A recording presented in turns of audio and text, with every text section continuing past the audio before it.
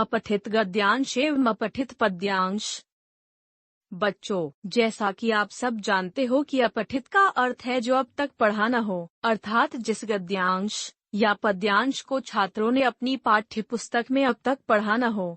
जब छात्र अपठित गद्यांश या अपठित पद्यांश को स्वयं समझकर पढ़ता है और उस पर आधारित प्रश्नों के उत्तर अपने ज्ञान व विवेक के आधार पर देता है, तब इससे उसमें समझने की योग्यता का विकास, भाषा का विकास होता है।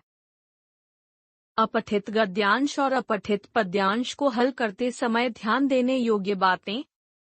एक, सबसे पहले गद्यांश या पद्यांश को ध्यानपूर्वक 2-3 बार अवश्य पढ़ना चाहिए। 2, कठिन शब्दों को रेखांकित कर उनके अर्थ समझने चाहिए। 3, मूल भाव को समझने की कोशिश करनी चाहिए। 4, फिर दिए गए प्रश्नों को ध्यानपूर्वक पढ़ना चाहिए। 5, उसके बाद उन स्थानों का खोजना चाहिए जहां संभावित उत्तर हो सकते हैं। 6, अंत में प्रश्नों के उत्तर अपनी भाषा में सरल एवं संक्षिप्त शब्दों में लिखने चाहिए। 7, यदि शीर्षक पूछा गया हो तो शीर्षक का संबंध मूल भाव से संबंधित 2 या 3 शब्दों में देना चाहिए। अपठित गद्यांश। 1, Akshat Mittal MAT international school Noida में 9वीं कक्षा में पढ़ता है। 13 वर्ष के अक्षत ने दिल्ली सरकार के ऑडी-1 फॉर्मूले की शुरुआत से पहले ही दिसंबर 2015 में एक वेबसाइट डिजाइन की थी। वेबसाइट का मकसद था एक ही रूट पर जाने वाले लोगों को कारपूलिंग के बारे में बताना, खासतौर पर ऑफिस जाने वाले लोगों को जागरूक करना था। जब सरकार ने प्रदूषण घटाने के लिए ऑडी-1 फॉर्मूले की बात की तो समझदार से समझदार लोग परेशान हो गए। तब अक्षत ने इस मौके पर समझदारी दिखाते हुए एक वेबसाइट बनाई जिसका नाम है audi1.com, जिसमें उसने बताया कि किसके साथ और कैसे कारपूल किया जा सकता है। इसका लाभ उठाने वाले को सबसे पहले वेबसाइट पर बताना होगा कि आपका नाम क्या है, आपका आने जाने का रूट क्या है, कार रजिस्ट्रेशन नंबर क्या है, उम्र, लिंग व पेशा क्या है। जितनी जल्दी आप वेबसाइट पर यह फॉर्म भरेंगे उतनी जल्दी ही आपको कारपूल के लिए लोग मिलेंगे। अक्षत का मानना है कि अधिकतर एक ही रूट पर जाने वाले लोग आसपास ही होते हैं, परंतु वह एक दूसरे को जानते नहीं हैं। इस वेबसाइट की मदद से ऐसे लोग एक दूसरे से आसानी से जुड़ सकेंगे और सरकार को प्रदूषण घटाने में मदद मिलेगी। 2, अक्सर आपने सुना होगा कि आजकल बाजार में ऑर्गेनिक सब्जियां, ऑर्गेनिक फल और ऑर्गेनिक दालें बाजारों में आ गई हैं, जो स्वास्थ्य के लिए लाभदायक है। सरकार भी ऑर्गेनिक खेती को बढ़ावा देने के लिए 80 से 90% किसानों को सब्सिडी देती है।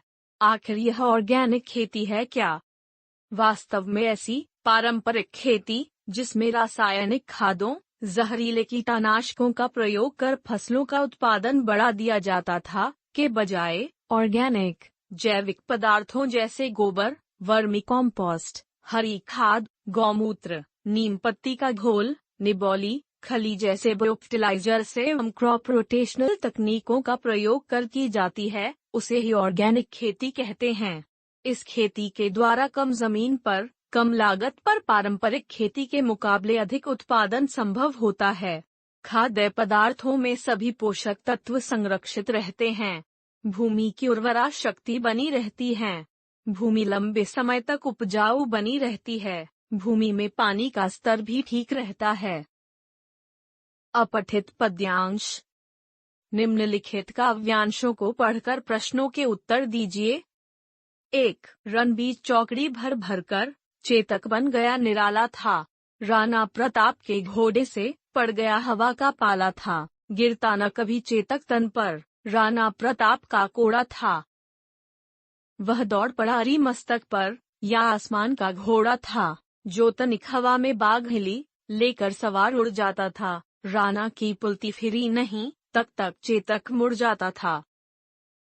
2, तुम ही मिटाओ मेरी उलझन, कैसे कहूँ कि तुम कैसी हो। कोई नहीं सृष्टि में तुम सा, माँ तुम बिल्कुल माँ जैसी हो। ब्रह्मा तो केवल रचता है, तुम तो पालन भी करती हो। शिव हरते तो सब हर लेते, तुम चुनचन पीड़ा हरती हो। किसे सामने खड़ा करूं मैं, और कहूं फिर तुम ऐसी हो। माँ तुम बिल्कुल माँ जैसी हो।